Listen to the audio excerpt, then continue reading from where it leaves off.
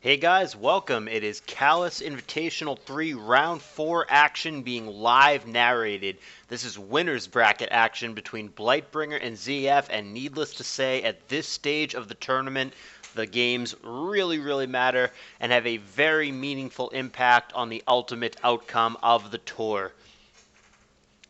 Probably even more so in the winner's bracket, so this one is going to put one of these guys in an excellent position to make money in this tournament and make a deep run, maybe even win the whole thing.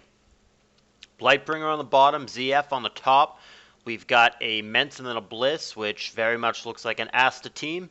And then, yeah, I mean, Zap and Metagross doesn't tell us a whole lot. Those are relatively standard pokes that have been very popular in this tour. Zapdos has been one of the most common leads, and for good reason. Vaporeon has seen more love in this tour than I'm used to recently. That poke largely was out of the metagame, but it has had a few opportunities this tour. I don't have its win ratio in front of me right now, but I definitely recall seeing it on a few different occasions. ZF might have a Zapdos Celebi little mini baton pass chain going on. That's been a relatively common theme in this tour. This kind of archetype has definitely seen a little bit of love. Combine would still be indicative of that. It might be something he's trying to pass to either the Zapdos or another target. That also might mean, but doesn't necessarily mean, that the Metagross is mixed and can maybe take advantage offensively of the Combines, though of course anything would appreciate a special defense boost. So far, there are two potential phasers for Blightbringer to try to stop this. There is the Ments, which, I mean, it learns Roar, doesn't carry it super often, but it does have it. And Vaporeon might also have Roar, though Vaporeon might not be the best guy to try to disrupt it because of the specifics of what the Pokemon are. Both Zapdos and potentially Celebi can really hurt Vaporeon if it tries to stay in and roar. It can get hit with a Thunderbolt or an HP Grass, respectively.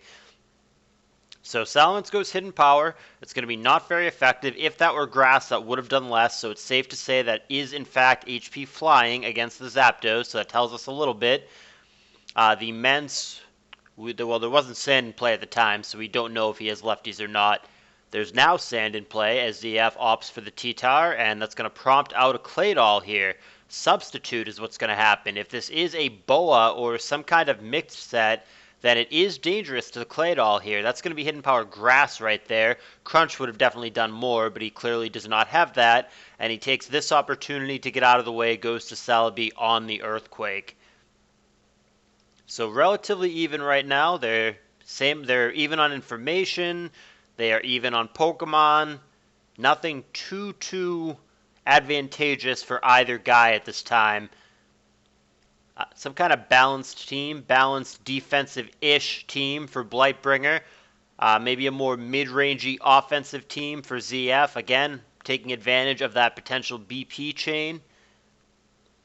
One of the rules of this tour, and that is before the vote came down on Smogon, is that teams are limited to only 3 Pokemon with Baton Pass, which doesn't seem to be a problem. So far, ZF has only shown 2 Pokemon that can even learn it, so whatever the third poke is, even if it is a Baton Pass poke, that would be within the rules. Porygon 2 comes down, which makes sense, right? The Meta, the Celebi, and the T-Tar all dislike Dugtrio, so Porygon 2, I get why that's there. However, it's going to be a switch because the Porygon 2 he knew would prompt the Blissey, so he gets out ahead of it, makes a nice double switch, and gets the meta there. However, he is going to be incorrect on his prediction in going for Psychic. I'm not sure what he thought was going to come in there. Maybe that was aimed at the Vaporeon, but that does not work out the way that he wants it to. And it is just a Magdoll team from Blightbringer, which has been so common in the current ADV metagame, and certainly in this tour as well. Definitely one of the most reliable and safe archetypes. It has some good matchups and some bad matchups, but you can't go too far wrong going with Magdoll. He does get crit on the way in, and that's going to force him out. Hidden Power Fire would have killed him from that HP, so that crit was a little bit obnoxious for Blightbringer. Granted, it was a little bit greedy to go for that trap, but nevertheless, the crit was unfortunate for him.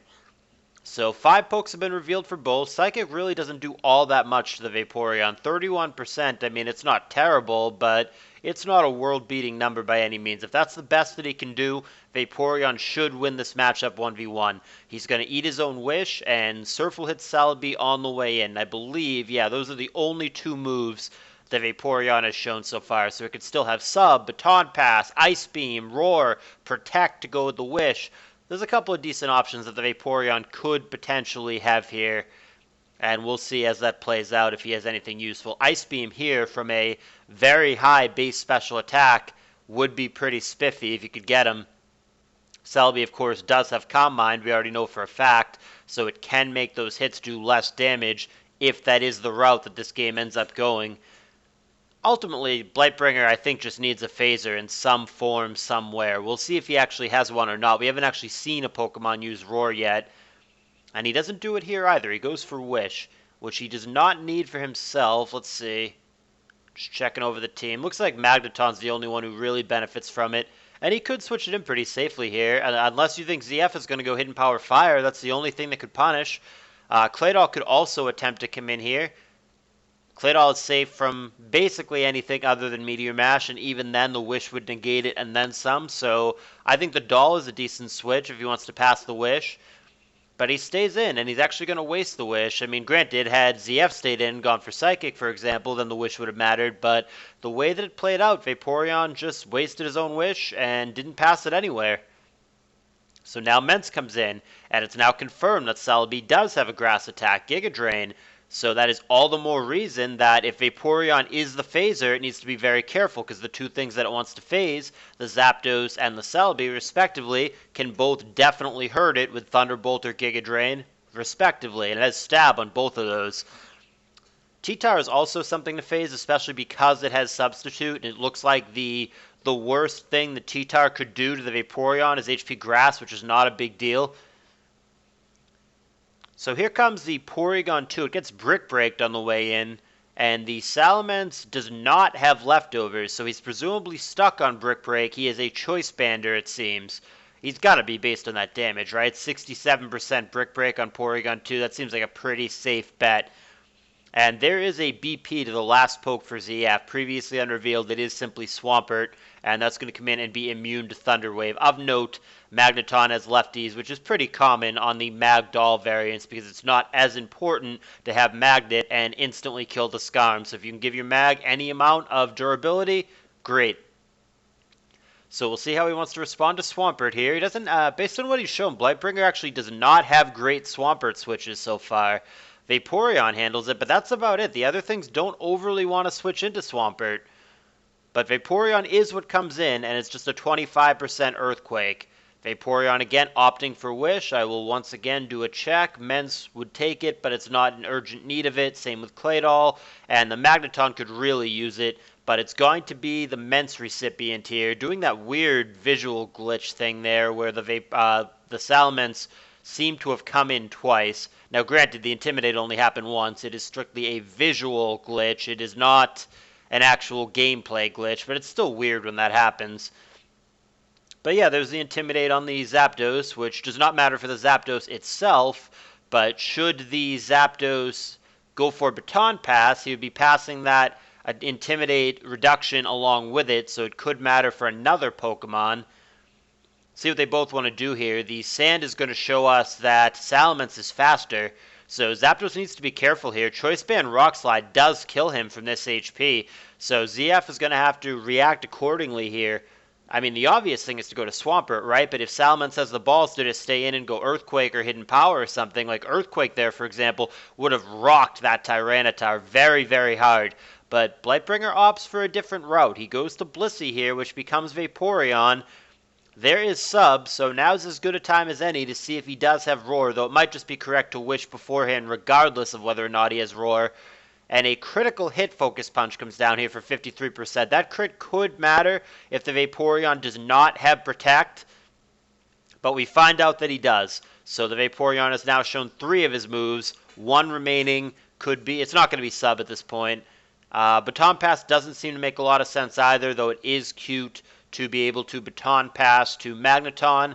but more than likely the last move for the Vaporeon is either going to be Roar or Ice Beam, you would think. So he goes for Protect, doesn't need it, but better safe than sorry, and he ends up with Zapdos as his opponent. He did eat his own wish, and it definitely mattered since he did eat that crit on the Focus Punch, and he was a little bit on the back foot and had to recover. And we still don't have a knockout 32 turns in. We'll see who gets the first KO. Blightbringer has not revealed his last poke, though the standard Magdoll formula tends to not deviate too much, and we could probably guess what it is, but I mean, usually it is Lax and Coon as opposed to Bliss and Vaporeon, so Blightbringer does have a slightly different, more defensive spin on the archetype. And there's Hidden Power Grass on the way in.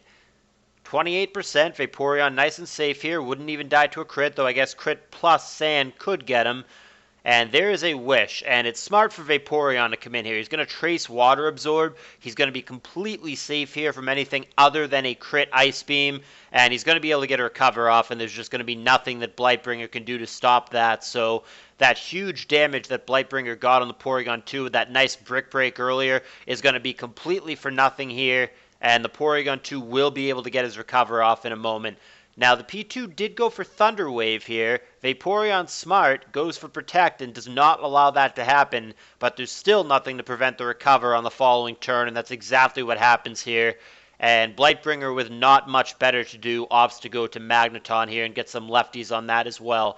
So just a little free leftovers turn there from Blightbringer. I don't mind that play. Just a little small amount of free healing there with no drawback. That's fine.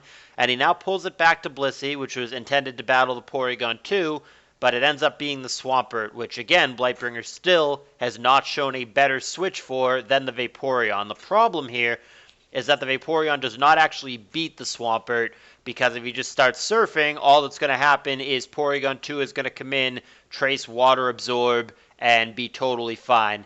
Though the last move on Vaporeon could be Toxic, which would be a nice little catch-all that would be good against both the Swampert and the Porygon 2. In fact, it's good against everything on the team other than Metagross. It's the only Toxic immunity on ZF's team.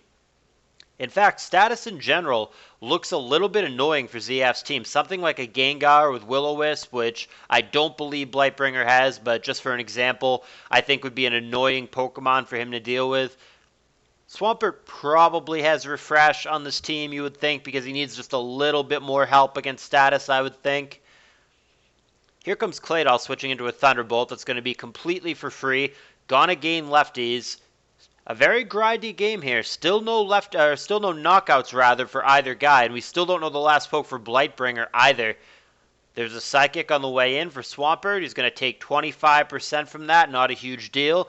Claydol is threatened here by a potential water attack, but ZF is going to predict the Vaporeon coming in.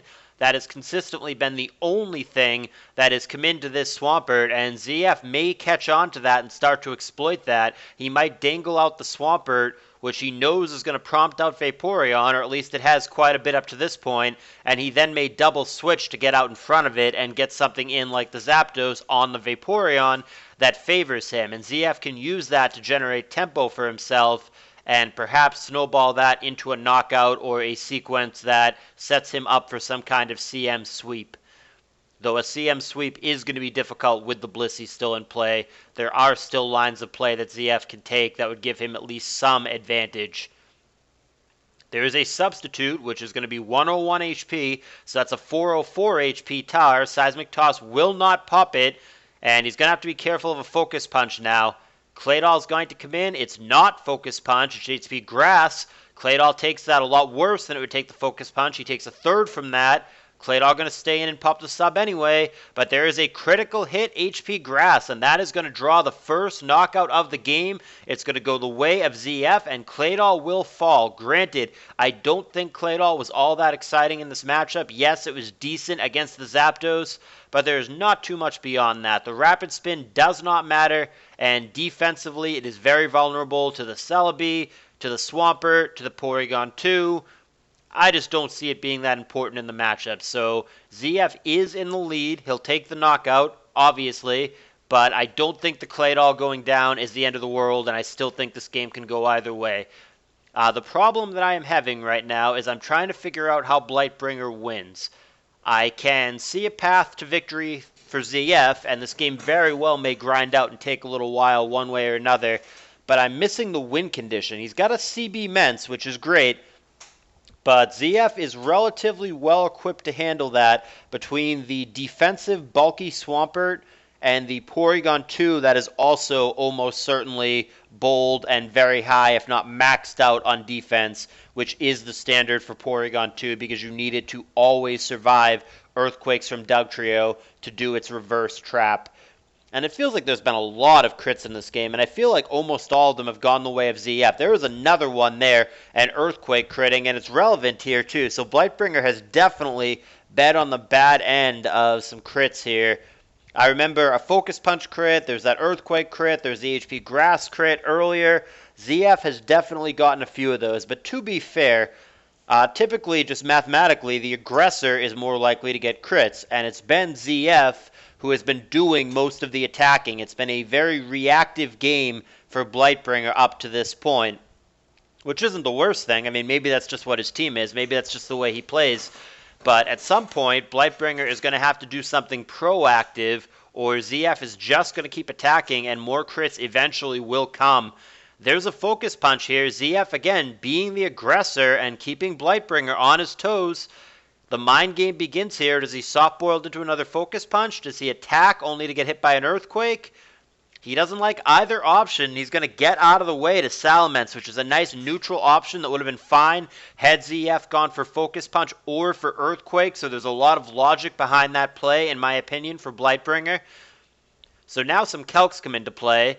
I don't know the set of the T-Tower. We know he's got 404 HP, so it's just a matter of does the Choice Band Brick Break kill him here, and if it does, what percentage of the time?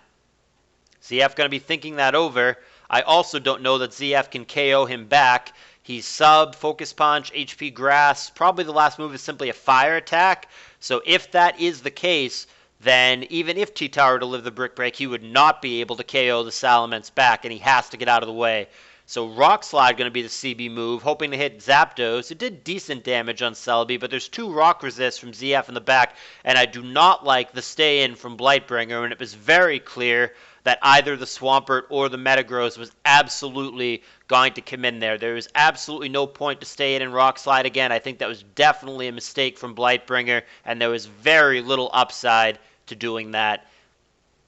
So Swampert here with the Ice Beam. We've seen... maybe it's an offensive pert. Maybe he doesn't have Refresh. Last move is probably just Surf or Hydro Pump, you would think. However, he does not pull the trigger and go for Ice Beam again. Instead, it's going to be an Earthquake on the Mence, but the Mence gets out of the way. Ice Beam does kill Vaporeon on the way in, and at this point, ZF is definitely in the lead, and Blightbringer seems to be in some trouble. He's got the double normal team here, busting out the Snorlax here. This is the second time we have seen the double normal team. And by double normal, I specifically mean both Blissey and Snorlax in this tournament. Dexet tried it in the last round. He did not win that game, but we'll see if it works out here. Snorlax could be a threat, but he's got an uphill battle here, and there is another crit for ZF. He just cannot stop getting those this game, and that's real bad for Blightbringer. Granted, he gets paralysis back, but the crits are definitely more important, and that one is just going to donk the Lax for 67%, and that's after he curses too, so a non-crit would have done so much less than that did, so definitely some poor RNG for Blightbringer this game. And he's in trouble. I mean, the Lax was going to have a hard time anyway. Between the Metagross and the T-Tar and the Celebi that might have Leech Seed, this is a really uphill battle for a Lax, but the crits are really making it that much tougher for him. Here's the Magneton response. It's Boom. It could be relevant that Magneton lives that. He doesn't live it very well, but he does live that, so we'll see if Blightbringer can get any use out of this Magneton now that that has happened. If he's got Protect, maybe he can get some lefties here. Not too many bad things that can happen if he does that. He also may just fodder it, but he also may just go to Bliss. And he's just going to let it go. Magneton goes down. Bliss, I just checked, was at 31. Here she is. She is safe from anything but a crit here, but ZF doesn't get crits. Don't worry, guys. And there is the soft-boiled. We've got ourselves a 3-5 situation. Blightbringer is not out, but he's definitely down. Here comes Salamence coming in on a substitute turn. T-Tar really not threatening here if the last move is in fact a fire attack, as I believe it to be. But at the same time, he is correct to stay in here and scout what the choice band move is. Now he knows and he can make his play accordingly. Blightbringer gets out of the way, knows that one of the fighting resists, either Zapdos or Celebi, will come into the Brick Break. And there is the Celebi, but it's going to BP out. Porygon 2 comes in. That's going to trace Natural Cure. There's Wish from Blissey, a second Wish user here. Going to try to pass that to either of the other Pokemon that could both use it. Salamence is not going to come into an Ice Beam, so I guess the man is going to be Lax. He's going to be Thunder Waved, crappy, but the Wish is very, very important to negate a lot of that damage from that devastating crit from earlier. And he goes for Curse on the switch. We know that this T-Tar has Focus Punch, but other than that, it cannot hurt the Lax. So the mind games begin of, can the Lax break the sub? That does not help. Substitute happens. Full Para happens. That might have been an Earthquake turn, but it does not seem to be. Focus Punch comes down now, 38%. He desperately needs to break this sub, but he's going to be paralyzed again. He's going to be paralyzed a third time in a row. What a terrible game for Blightbringer. On the bad end of multiple crits, and he then faces 3 different full paras in a row. Very unlucky. Now, granted, that's not to take anything away from ZF or to say that Blightbringer would have won the game had he not gotten unlucky, but the bad luck that he was on the bad end of made it damn near impossible, and this game is going to end pretty one-sided with a 5-0 victory in a moment favoring ZF. There was not a whole heck of a lot Blightbringer can do. I mean, did he play absolutely perfectly there? Maybe not. I mean, there were 1 or 2 minor things that I didn't love, but at the end of the day, this was just really, really hard with the amount of favorable RNG that ZF got, and that's going to reflect in the final score here, in which ZF is going to walk all over Blightbringer in this Game 1, and he's going to bring himself that much closer to starting this tournament out 3-0 and being in great position to make that cash money. But man, that was only one game. It is a best of 3, so we will chillax here and wait for the second game. Blightbringer going to have to rally back. He's certainly capable of doing so, but that one did not go his way by any means. Check on the Discord here. See what Disno's fucking excuse is for not getting the narrations my way.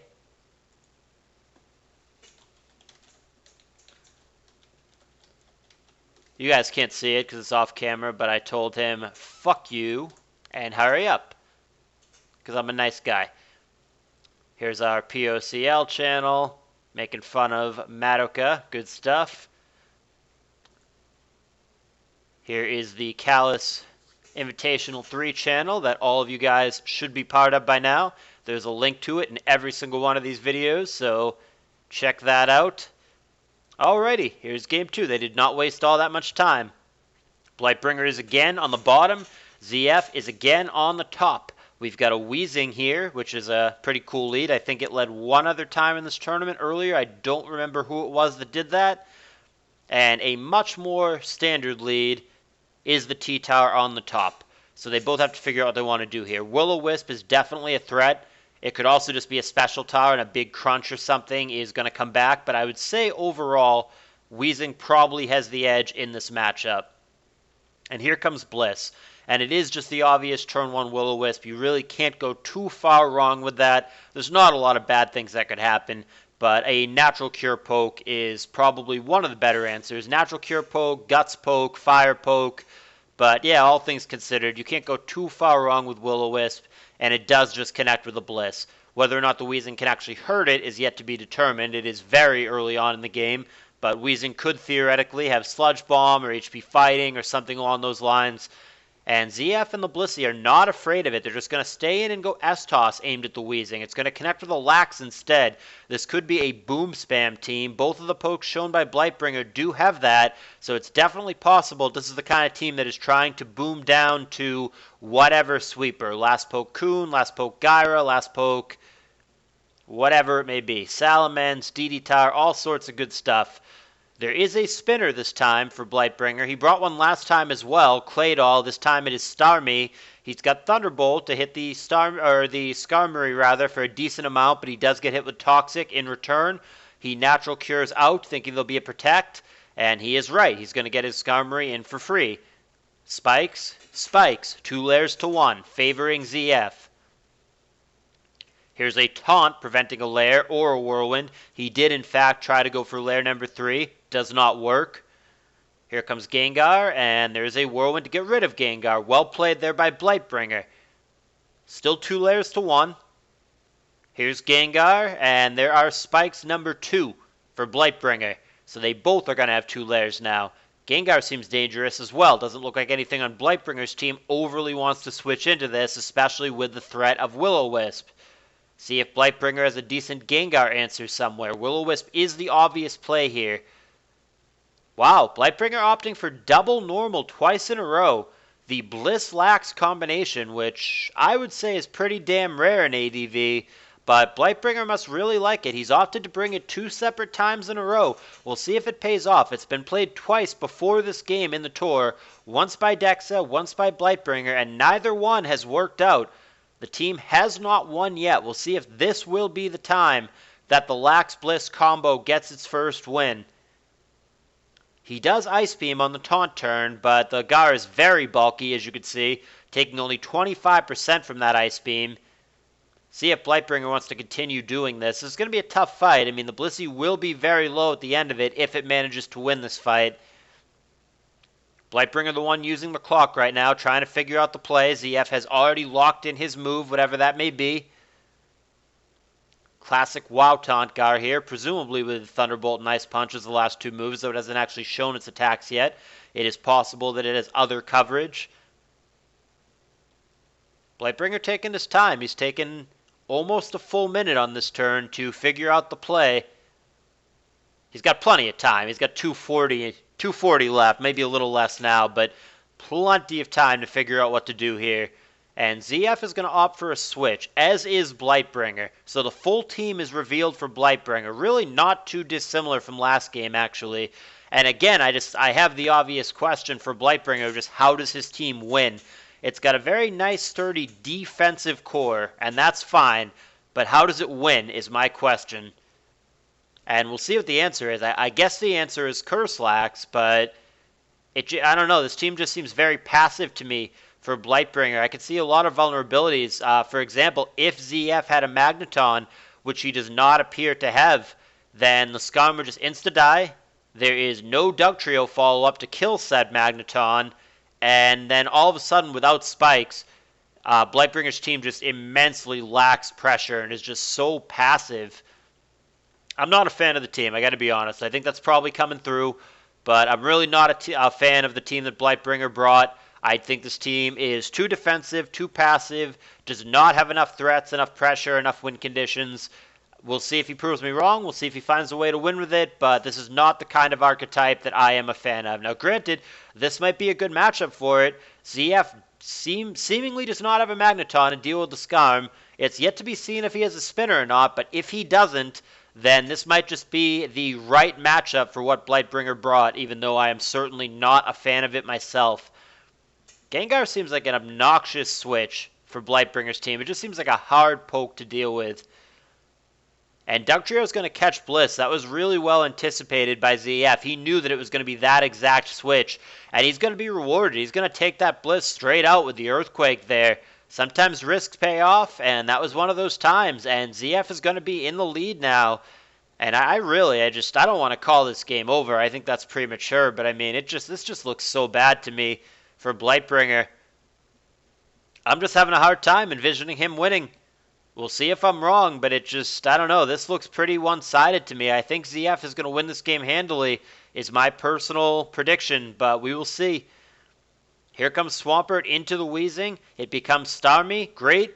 That could go for Rapid Spin here. Gengar, of course, could block that, but Gengar needs to watch a Psychic or a Hydro Pump or whatever it may be. The first attempt is a Rapid Spin that gets protected against. That does not mean that he's going to Rapid Spin again here.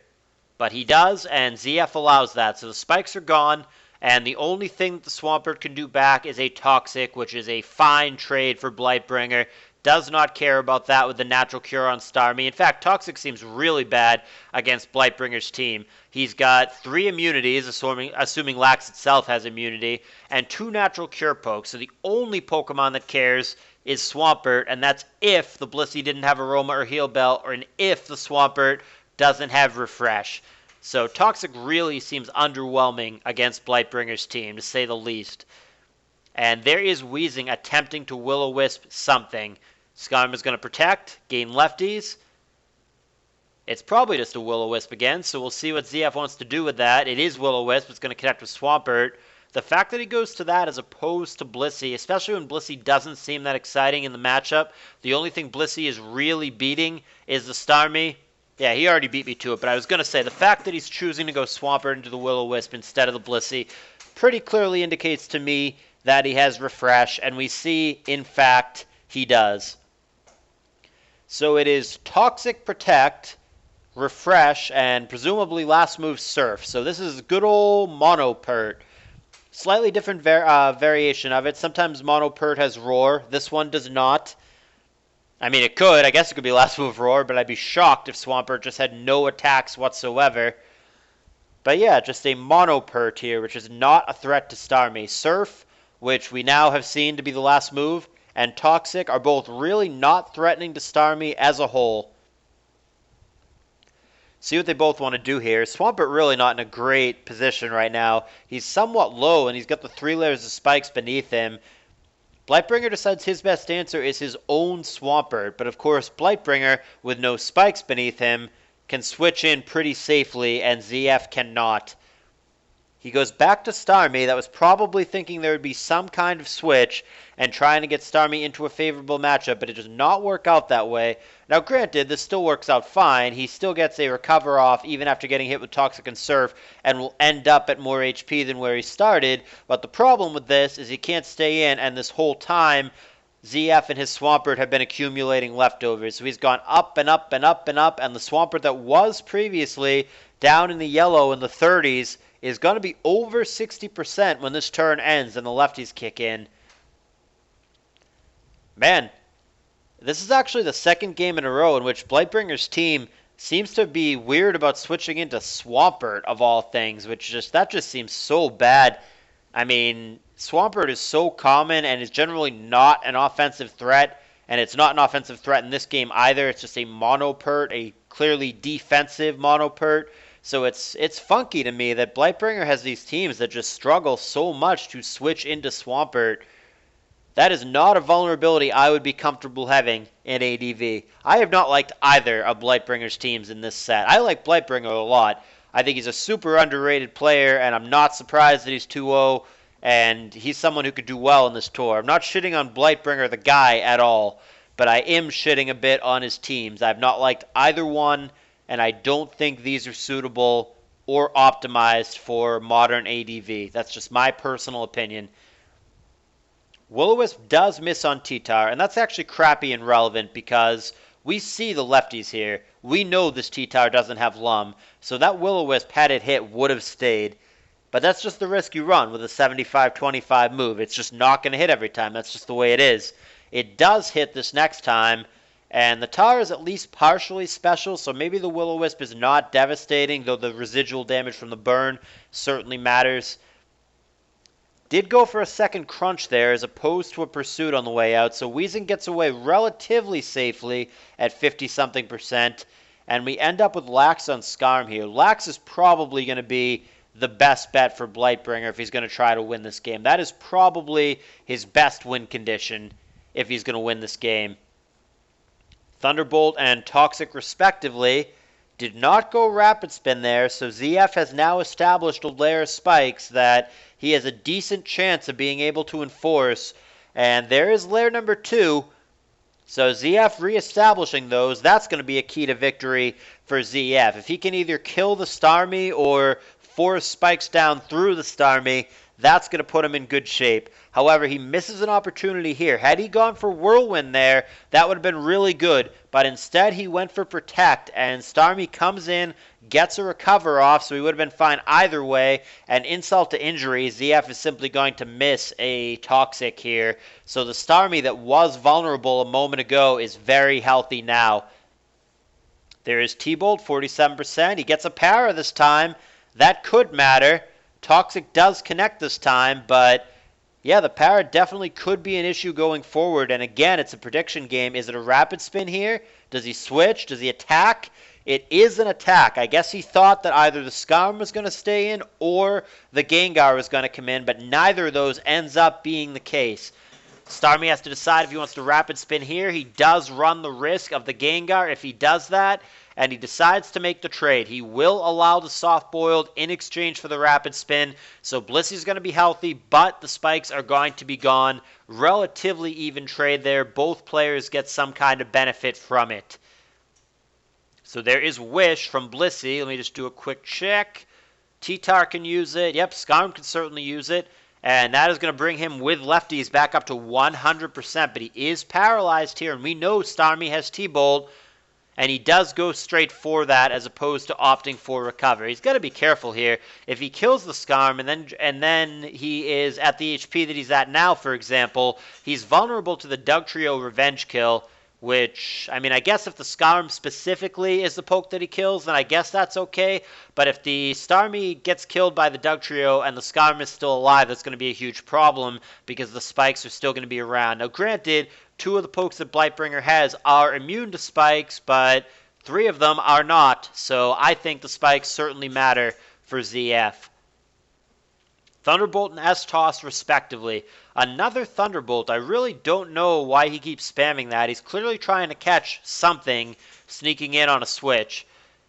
He gets a Para again, and he's going to go for recover now. Blissey keeping up the pressure with S-Toss, but Starmie has plenty of recovers left at this point. Got 27 of them. He's going to fish for a full Para that will eventually come. I mean, at the same time, Blissey is in 0 danger here, and Starmie at some point is going to have to get out of the way because the Starmie is never, ever, ever going to kill this Blissey.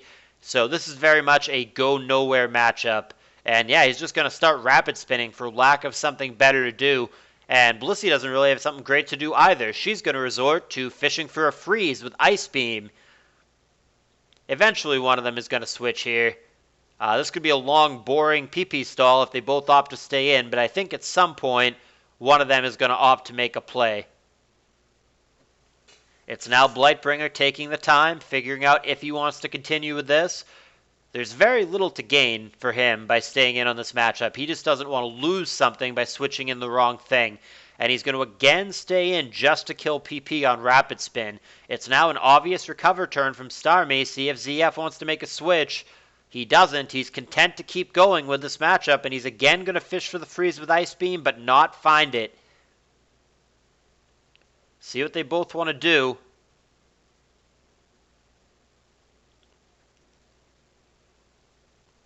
Staring each other down.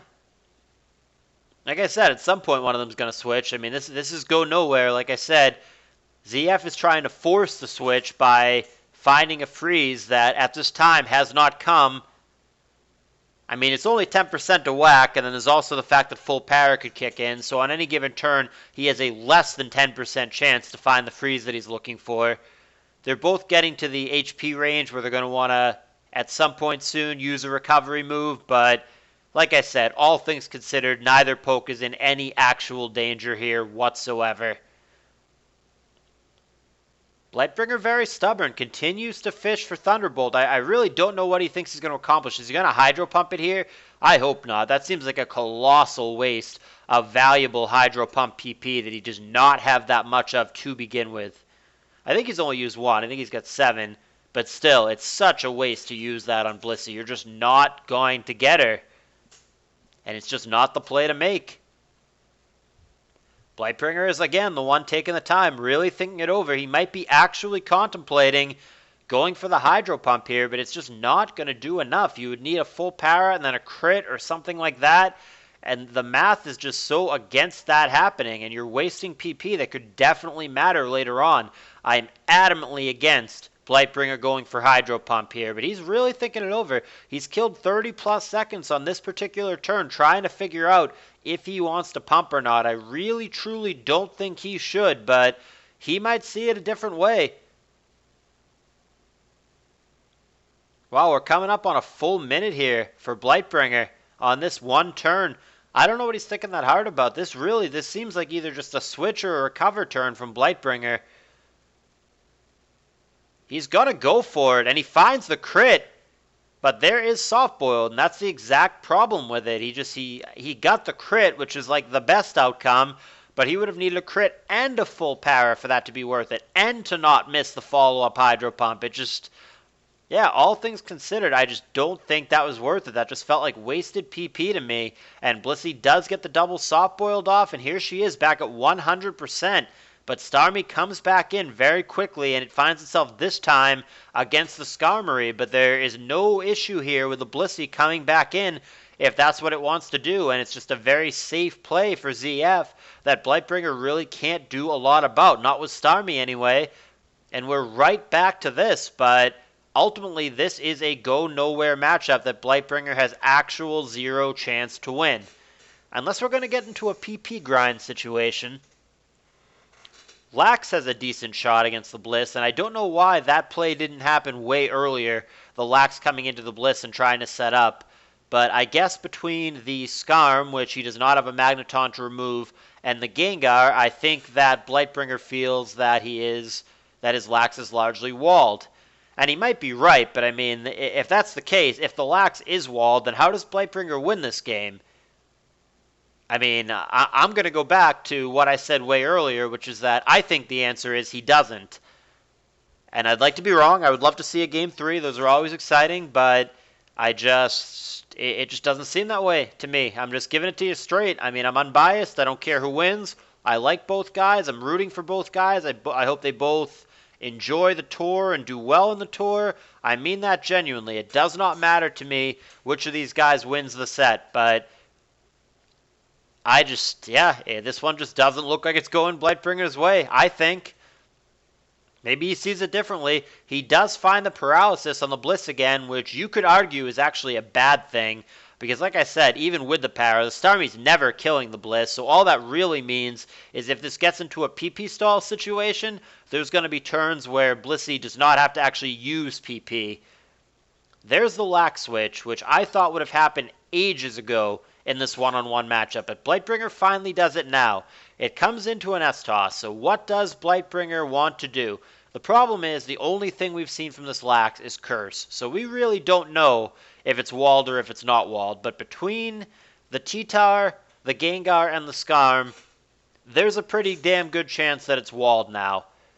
Now granted, the T-Tar at very least has to come in on spikes if it's going to try to wall the Lax, but that does not change the fact that the Lax might have a very hard time pushing through. The Skarm is at 100%, the Gengar is pretty healthy at 75%, and he's the Wow Taunt set to prevent rest. So yeah, this seems hard for Blightbringer to win. I've been saying that for many, many turns now. I don't like his team. It seems like a bad matchup. We'll see if he finds a way, but it feels to me like he is not making progress. Every time he goes to the Starmie, it is immediately met by the Blissey. I'll say it again, I've said it before, but the Starmie is never going to kill the Blissey. It just feels like he's not making progress. I don't mind a long game. I don't mind a grindy game. The last one went quite a bit as well. It was 80-something turns. This one is at least 80-something turns. I mean, a long game is fine. I don't mind that. I don't mind watching that. I don't mind narrating that. That's fine and well. It's just typically over the course of a long game, you see the guy who's behind or the guy who has the quote-quote bad matchup make some kind of progress or attempt to make some kind of progress. And it does not feel to me, just my opinion, like Blightbringer has made any progress. It feels to me, and I'll check the HP now, that ZF stuff is all healthy, and Blightbringer is really not any closer to winning this game than he was 50 turns ago. It just doesn't feel like progress is being made. So T-Tar has been burnt for a while. Nothing is new there. It's burnt, it's low, it doesn't like spikes. Blissy's healthy, Skarm is healthy, Gengar's healthy, Dugtrio can only come in 2 more times, but I mean, that's kind of all it needs to, given what's left. And Swampert is relatively healthy as well. And none of those things have changed. That's kind of the other thing. Like, the only pokes that we've even seen from ZF in the past however many turns of this match have just been the Skarm and the Bliss, because there just hasn't been a need for him to show anything else. And yeah, I mean, that just seems like a problem with the team for Blightbringer. I mean, if he's vulnerable to Skarmbliss, if he's not good against Skarmbliss, then I would argue that it's just a not viable team. I think that Skarmbliss is just so prominent and so common in competitive tournament level ADV that it's just one of those checkboxes that every viable team has to have checked off. You cannot be this vulnerable to Skarmbliss. You cannot struggle this much against such a common core. And I mean, this is with the fact that Blightbringer got all 3 layers of spikes down. ZF did not bring a team that can remove those spikes, and he is still having an impossible time punching through one of the most common cores, if not the most common core, in the entire generation. Yeah, I just don't like the team from Blightbringer. I think he's played it fine. I just think this team is not good enough. I think this team is inevitably going to let him down. I don't like this archetype. It's too passive. It doesn't have enough pressure or win conditions, and in my mind, that seems to be on full display here. They can grind this out and do the PP thing as long as they want to, but I'm just not seeing where this goes for Blightbringer. It looks like they might be locked into this. If they make a switch, we could talk about that, but it looks like they might be committed to this, so let's take a peek at PP here. We have 10 and 6 for 16, plus 15 is 31, plus another 10 is 41. And then over here we have 61, 67, plus 9, so 76. So a lot more PP for Starmie, if that really is what we're doing here. If we're really getting into a staring contest and a pissing contest and going for the PP grind, it should go Starmie's way, despite the fact that Blissey is fully paralyzed and will randomly skip turns and not have to use PP. We'll check the relevant PP too. So recover for Starmie matters a lot. See, he's getting kind of low there. He only has 9 recovers left. And then Blissey, yeah, I mean, he's got both Wish and Soft Boiled. So Blissey is not in any danger. Finally, Weezing comes in. We don't know what it wants to do. It hasn't shown anything other than Will-O-Wisp all game. It's spammed WoW. He's used 5 of them, but hasn't done anything other than Will-O-Wisp. This is going to give ZF a little bit of pause here. It's again actually Blightbringer using the time. ZF has played this match very, very quickly and without much hesitation. And the Wish is going to get passed to his Swampert, which is going to go back up to damn near 100%. After this turn, it will be actual 100%. And this is kind of what I'm talking about with the lack of progress. We're crossing turn 100 here. We have the same amount of knockouts as we did 70 turns ago. But more importantly, it does not feel like Blightbringer is any closer to winning or ZF is any closer to losing. You can look at it either way. But it just feels like ZF stuff is healthy and sturdy and is not going down anytime soon. There is a Surf on the incoming Swampert here. This is another poke that just refuses to use anything but one move. We have the Weezing that does nothing but Will-O-Wisp, and so far we have the Swampert that does nothing other than Protect.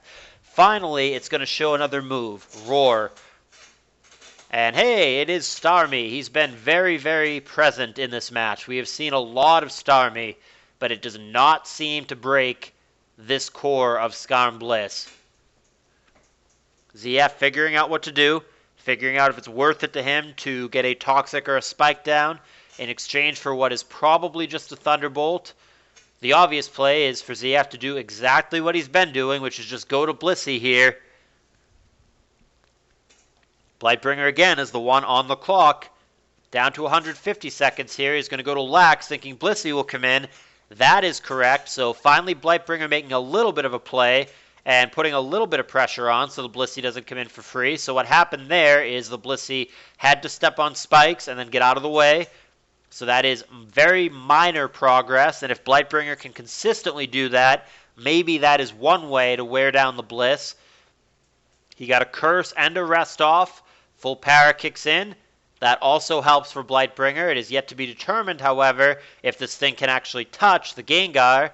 We don't know if he has Shadow Ball or not, but 2 full paras in a row is good for Blightbringer. This is going to let him wake up and do whatever it is he wants to do. I can't imagine whatever it is overly relevant to the Skarm. His team just seems really Skarm vulnerable as a whole. I really don't know what the plan is for Blightbringer to break that poke.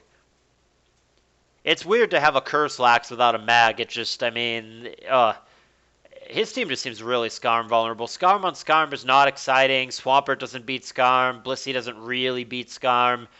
Lax walls it. Lax is walled by it. I don't know. I don't know if it's Skarm Bliss specifically or just Skarm. Maybe a little bit of both, but Blightbringer's team just, it just can't get through that core. And if you can't beat Skarm Bliss, you're just not viable. It really is as simple as that. Blightbringer fighting the good fight. I mean, we're 113 turns in. He's not conceding despite what feels like an awful matchup, but my opinion is the same as it was 80 turns ago, that I think ZF is going to win. And there is a second knockout, but it looks like finally Blightbringer is going to be on the board here. T-Tar is dead one way or another, whether he stays in or whether he just dies to the spikes the next time he comes in. But ZF is not ready to give it up. This is actually interesting. ZF can go right back to T-Tar here, fodder it, and then go to his Dugtrio to get a revenge kill on the Starmie if that's what he wants to do. Now, he goes for soft-boiled there. Blightbringer did have an opportunity to completely BS out of this game with a crit, but he did not find it. Now he gets the crit the turn after, of course. How ironic is that? But Blissey is out of the woods here, unless it's a Hydro Pump crit right now, which Blightbringer might be desperate enough to go for.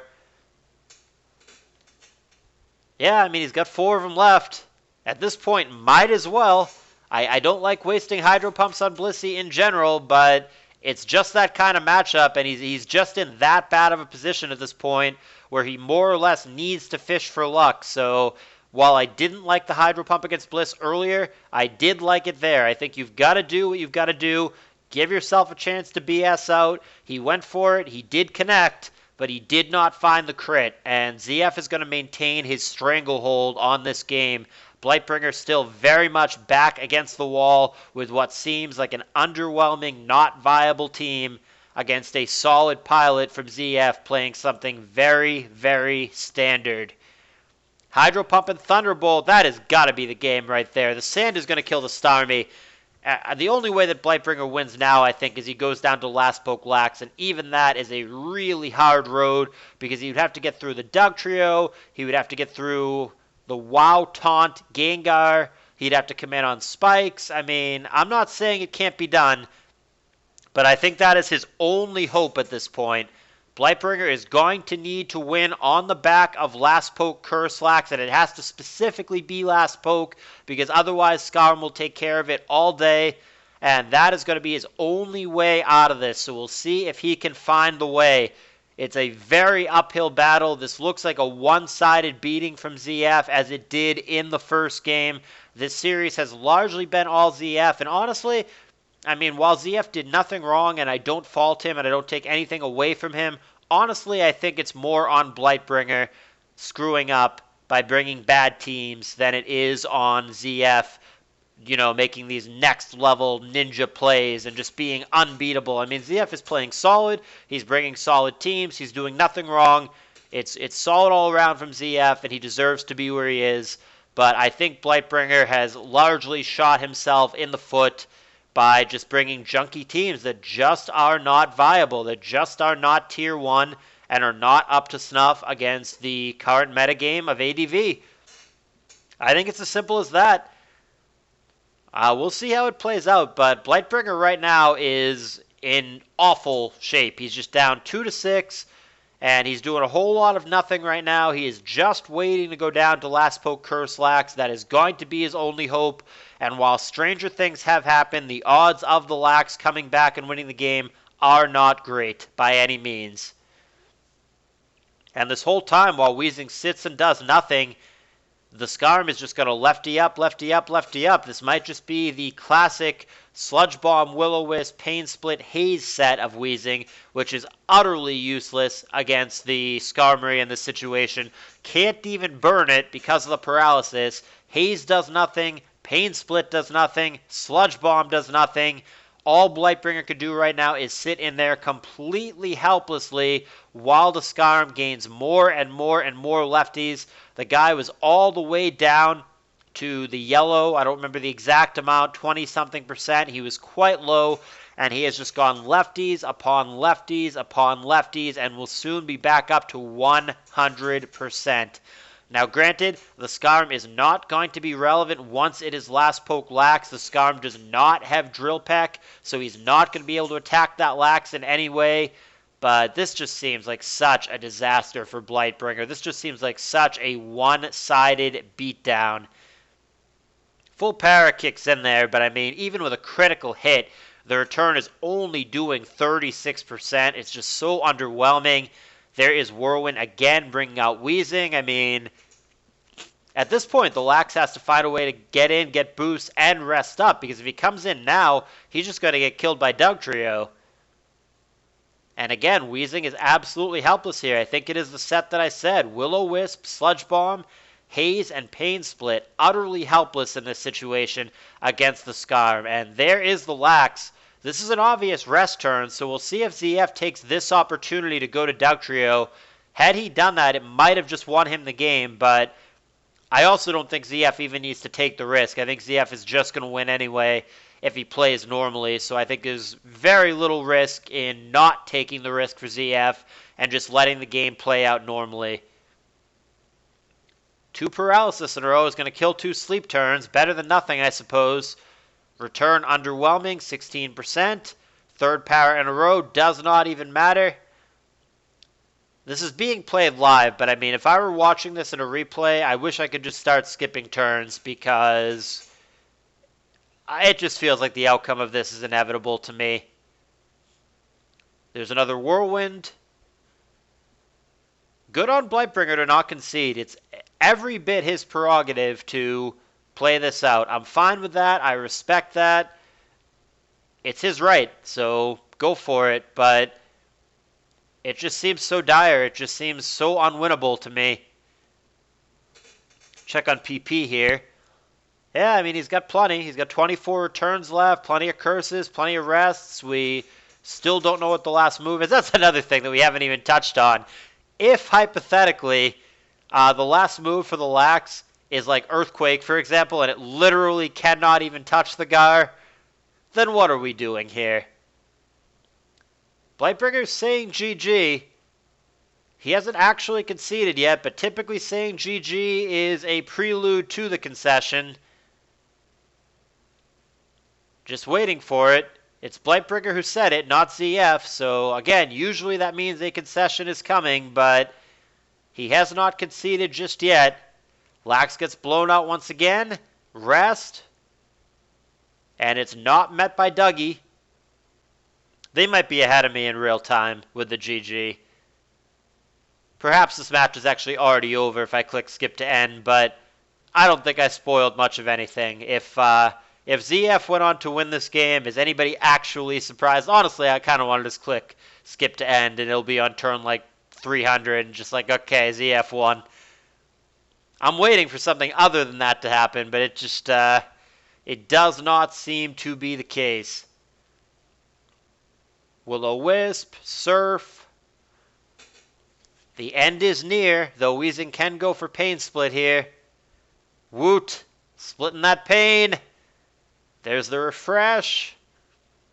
We're going through the motions, guys. I mean, I'm trying to not give you awkward silence here, but there just isn't a lot to narrate here. The absolute only chance is Last Poke Lax, and I think that has a ridiculously low chance, to say the least. But yeah, I guess the GGs were ahead of me in real time. But I think we're nearing that point. Now that the Weezing is gone, it's just the Lax here. And I think we can march toward the inevitable finally. There have been no sleep turns killed. T-Tar is going to fodder itself here, which is going to prevent the Lax from killing a sleep turn, so that was a really good play for ZF. And it's going to be a double Earthquake to end the game and the match. This match, honestly, truly, simply wasn't all that close. ZF won both games in a pretty one-sided fashion, absolutely bashing Blightbringer over the head. And I don't have a lot to say about this particular game that I didn't say in the game. It went 169 turns. I had plenty of time to talk about it. I felt as it was that I was beating the dead horse and being repetitive. But moral of the story, I thought that Blightbringer brought not viable teams and largely beat himself by bringing things that just were not up to snuff. And ZF played solid stuff and played well and took full advantage of it. And he is going to deservingly be 3-0 in this tournament and in great shape to make a deep run. Blightbringer, 2-1, solid record, will fall down to the lower bracket. Alrighty, guys, I hope you enjoyed the games. A bit grindy, a bit one-sided, but that is the way it goes sometimes. Thumbs up if you've enjoyed the tournament anyway, and I will see you guys soon for more content.